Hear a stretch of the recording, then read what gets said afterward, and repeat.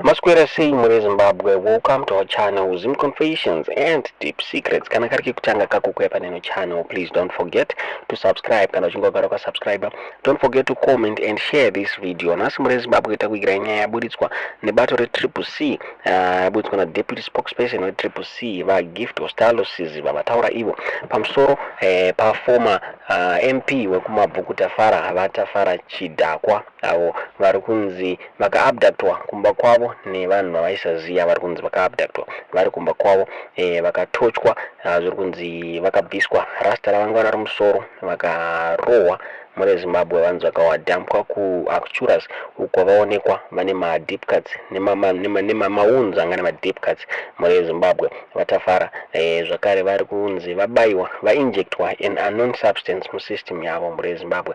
Saka chingava chiri chii chaitika uyezve ndianani vaita zvinhu izvi, asi bato reCCC harina unonokara blame bato reZanu-PF richiti vada kuintimidata maparty members avo. Tisingazivi kuti amene munoona sei nyaya muri Zimbabwe kuti chii chingava chaitika bato reCCC, chii chingava chaitika ndizvo ero zvekutaura neCCC kuti vatochwa nevanhu veZanu-PF. Tudzo zvamuri kufunga pamusoro penyaya iyi mucomment section.